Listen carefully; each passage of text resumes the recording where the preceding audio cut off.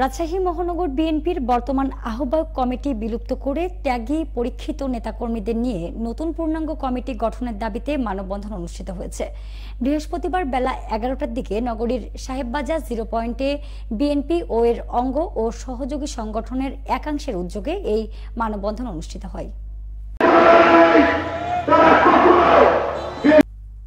মানববন্ধনে বক্তারা অভিযোগ করেন, রাজশাহী মহানগরে একটি মেরুদণ্ডহীন আহ্বায়ক কমিটি গঠন করা হয়েছে, যার সদস্যদের মধ্যে অনেকে আওয়ামী লীগের সাথে তাল মিলিয়ে চলছে।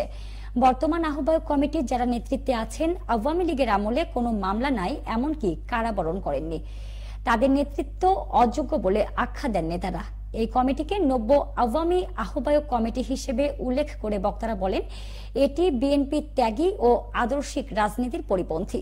বক্তারা দাবি করেন, যেহেতু আহ্বায়ক কমিটির মেয়াদ 1 বছর এবং বর্তমান কমিটির মেয়াদ ইতোমধ্যে শেষ, তাই এদের আর কোনো সাংগঠনিক অধিকার নেই। এখন সময় এসেছে নতুন একটি শক্তিশালী ত্যাগী ও পরীক্ষিত নেতাকর্মীদের নিয়ে পূর্ণাঙ্গ কমিটি গঠনের। বক্তারা বলেন, যারা আওয়ামী লীগের সহযোগিতায় বিএনপিকে দুর্বল করতে চায়, তাদের বিরুদ্ধে কঠোর অবস্থান নেওয়ার সময় এসেছে। রাজনীতির নামে অপরাধে জড়িত আওয়ামী নেতাকর্মীদের দ্রুত বিচার ট্রাইব্যুনালের আওতায় এনে শাস্তির দাবিও জানান বক্তারা।